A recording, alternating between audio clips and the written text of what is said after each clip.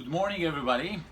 Michal Gizinski, and I'm happy to be here this Sunday with one of the most phenomenal people in the world of parfum, Hilary and Michael. And for many of you, they are not unknown faces, and their incredible knowledge very much influenced my desire to dig more into the world of parfum. And we had this idea a few weeks ago that we will discuss, three of us, two of the parfums that are available here. Actually, one of them is available, one is coming in about 2 months or a month. And the first one is Iris de Champs.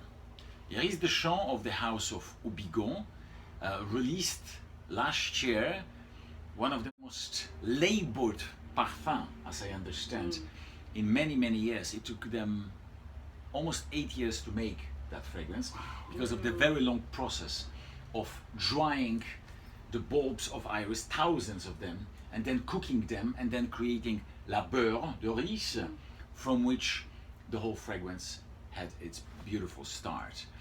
And it is one of those magic scents that I hope to be sharing with you and with everybody else in the next months or maybe years. But it truly is. It is one of the most transparent fragrances I've ever encountered. And I remember some years ago at the meeting with Frédéric Malle, there was something very interesting that he said that I allow myself now to call this fragrance and transparent. He talked a lot about his idea of creating a parfum depending on what he sees when he smells a muette with a note. He saw colors, I remember, and it was a revelation for me, but I understand why.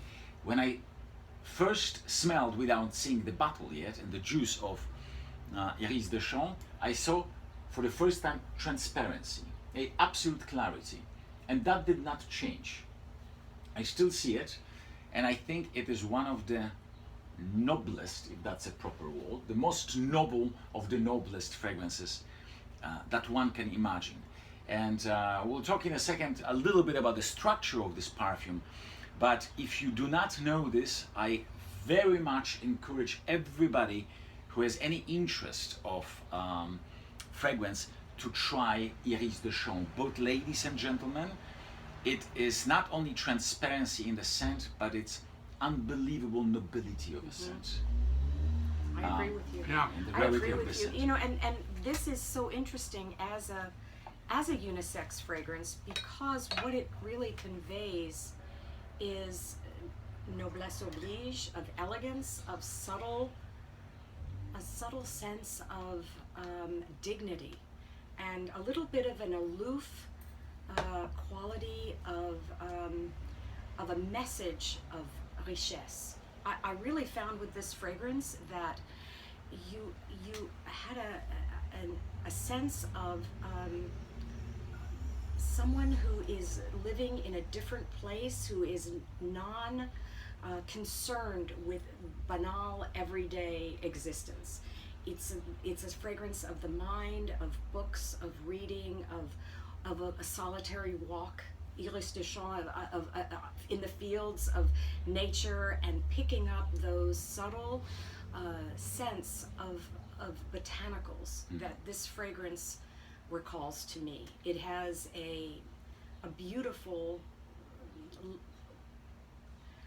clean leather, botanical floral. It is not a fruity or a white floral indolic scent. It, to me, I had told Michael a few years ago, it reminds me of the inside of Grace Kelly's Hermes purse. Oh, And all right. that sense of of Grace Kelly and of royalty that does not have to show or demonstrate its focus, but it's rather a subtle, introspective fragrance. It's quite elegant, and I think very subtle, and a good choice for men and women to wear. Definitely. Right? Michael wrote about this fragrance. I can't He's remember famous what I for wrote. everybody else. Wonderful. For all of us blog, he wrote incredible story about Iris de Champs, and without pause, I can recommend. I think we both can recommend. We both, yes, we're so reading impressed. Michael's blog on Iris de Champs. But what is your opinion? What is your idea, and what is your Well, when thoughts on that? Hillary mentioned Grace Kelly, there's a thing about Iris, and you'll find that in the beautiful Dior Homme. There's a gorgeous iris, and you'll find that in Prada Infusion d'Homme, Infusion d'Iris, Iris, and in this one. But this one is, in my opinion, the best. This just has that. The thing I talk about in Iris is that to me it's a cool blonde. It is remote, it's austere, and yet it's very sensual without being overtly sexy, and it's inviting and mysterious, and yet it keeps you at an arm's length at the same time, but draws you in. So it's that kind of play between sensuality and what's the word for when when you're in a monastery? What's that word? Monastic. Yeah. Yeah. That's the kind of thing I get from it.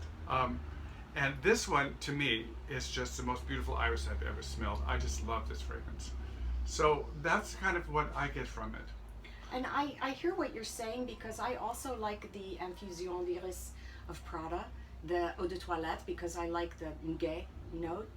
And even though there's muguet in this, it doesn't have that feminine quality to it. It's Correct. more complex, which I find that Houbigant and Paris fragrances have a sophisticated subtlety that really asks the wearer of the fragrance to step up a little bit and imagine the possibilities of these other notes. I found that in a variety of things. And I'd also like to say that one of the things that I found was that if one does sprays a little bit of the Iris de Champs, and then if one wants to add a little soupçon of maybe freshness, maybe it's warmer weather, or one is feeling in a particularly fun and outgoing mood, one can layer it with the Paris Musc Extrême, which really is a lovely softening with the musk and the aldehydes of the leather note. Oh my goodness, that's amazing. And it really gives that whole vista of walking in a field of wildflowers in early spring. It has this expansive, optimistic allure that is just lovely. It's almost like you've taken a shower in dew, it's a dewdrops or very- something.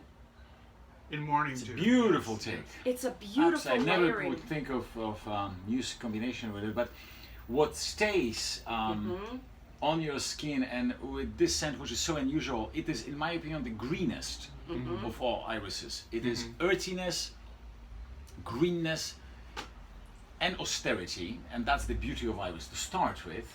Many irises that we smell in many parfums, and some of them are good. You mentioned Balenciaga, yes? And there is, of course, Hermes. And there's Iris, l'artisan, and there's like the Iris l'artisan. pallida. But it always seemed to me that they were skin powdery tones, Yes. which that has a hint of. But then after the hint of powderness, we go into this whole earthy, skin-like transparency. Yes, this No is the least matter where you powdery are. of all of the ones we've It's the discussed. least powdery, and it has the most depth, I think, in Correct. terms of the base note quality of it, without being overly woody and rooty that the rhizome of the iris can be. It has that sense of the gloves that were perfumed for royalty, and that's probably why my image of the Iris de Champs would be these maybe white suede driving gloves that people could use with the horse maybe a couple of centuries ago. It has that scent of wealth and luxury that is subtle and beautiful. And let's not forget this is Houbigant. So it wouldn't be Houbigant if they didn't do something very Houbigant-like. And in this case, we have two iris forms here. We have the Absolu d'Iris and we have the La Beurre d'Oris. And in the Absolute of Iris, in this case, they added a petal of rose, which makes it even rounder as a fragrance. A beautiful, this was made by Gianluca Perri, and of course it is the greatest of the edition for the Houbigant, created 2 years ago, and this is the last of the series of beauties that we had from that line. And just a footnote on that, the packaging was also completely inspired. And Michael, you had mentioned that in your blog, that once you open the box, I have and it. Keep talking. it is a reinforcement and an expansion of the synesthesia of the color and fragrance connection of this scent. So when you take it home and you open that box and see this wonderful fragrance inside, you're reminded of just the whole complete thought of how this fragrance was created, and it gives the wearer a time and a place for that concept, which is really special. Absolutely. One more thing I would like to add. I think it looks to me that, and it seems to me like three of us like very much Iris de Champs. What we were talking about is eau de parfum. It comes in the form of parfum. So for all of us who like it, you can only imagine what parfum is like. And it is nothing of a short of a phenomenal fragrance, and I really mean it. The greenness of the parfum and the delicacy of the parfum is quite incredible. If you have a chance, when you go to Neiman Marcus, ask for both, for eau de parfum version and for pure parfum version. They differ a little bit. Nobility, of course, will be the same, but you will be surprised what happens on your skin when you try both and compare them. Something definitely not to miss, one of the pearls, don't you think? I think Yes. so. In the world of parfum. And it's such a pleasure to talk about something that is so unique and so noble. Noble is the word. I truly agree with you. Noble. Iris de Champs. Noble. Houbigant. Lovely. Beautiful.